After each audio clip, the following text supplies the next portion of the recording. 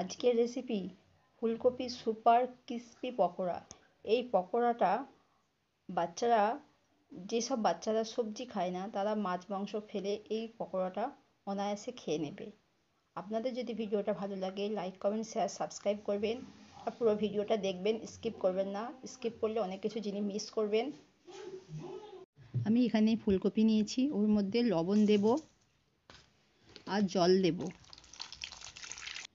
এখানে একটা কথা বলে রাখি যে আমি লবণ দিয়ে আর জল দিয়ে ফুলকপিটাকে ভিজিয়ে রেখেছি 10 মিনিটের জন্য। যদি ফুলকপির মধ্যে কোনো পোকা থেকে থাকে তাহলে সেটা বেরিয়ে যাবে। এইভাবে আমি 10 মিনিট রেখে দেব। ফিরে আসছি 10 মিনিট পর।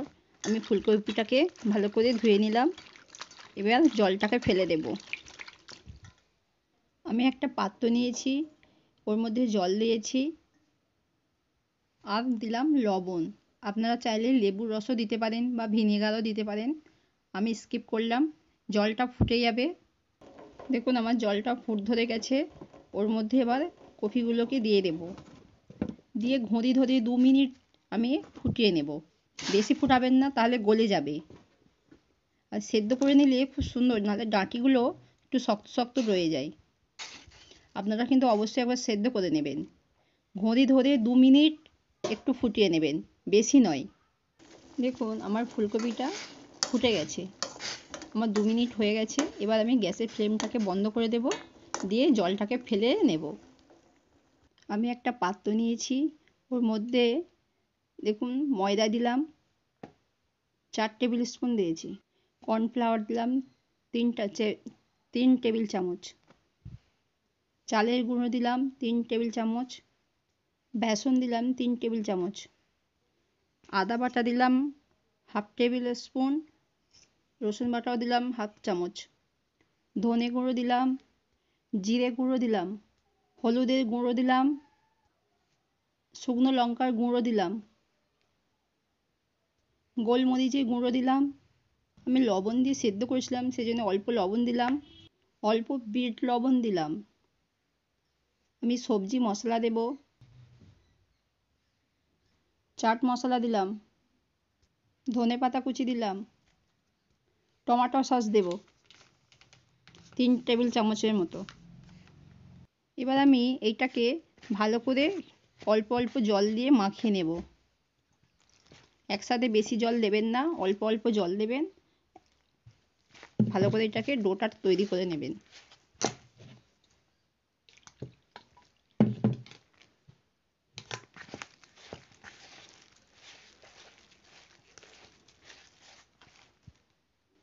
দেখুন আমি অল্প অল্প জল দিয়ে এটা মাখিয়ে নিয়েছি ব্যাটারটাকে। এবার এর মধ্যে কপিগুলোকে দেব। আমি সেদ্ধ করা কপিটাও দিয়ে দিলাম, ভালো করে মাখিয়ে নেব।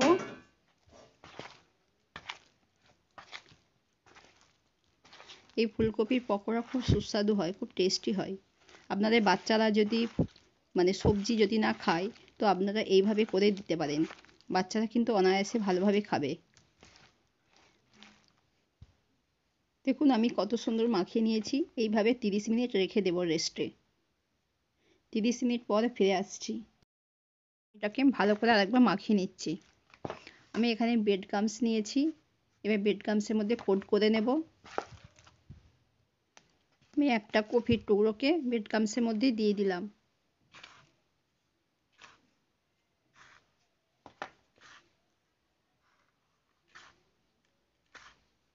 ভালো করে চেপে চেপে ব্রেড ক্রাম্বসটা দিয়ে দেব।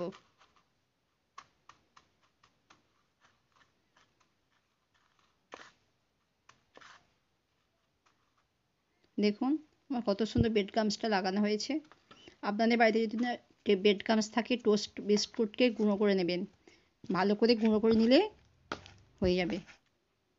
এইভাবে আপনাদের বাচ্চাদেরকে করে দেবেন, বাচ্চারা মজা করে খাবেন। দেখবেন বুঝতেই পারছেন না, সব শেষ হয়ে যাচ্ছে।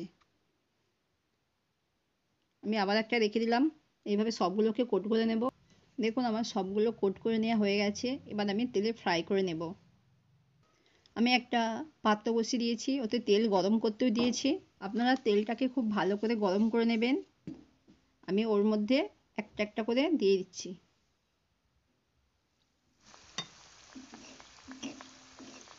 দেখুন আমি আবার একবার উল্টে দেব। এভাবে আপনারা উল্টে পাল্টে ভালো করে ভেজে নেবেন। দেখুন আমার ভাজা হয়ে গেছে, এবার আমি তুলে নেব। দেখুন আমি তুলে নিয়েছি, আবারও আমি দিয়ে দেব।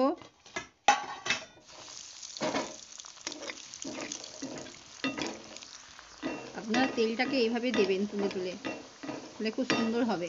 আমার সবগুলো ভাজা হয়ে গেছে,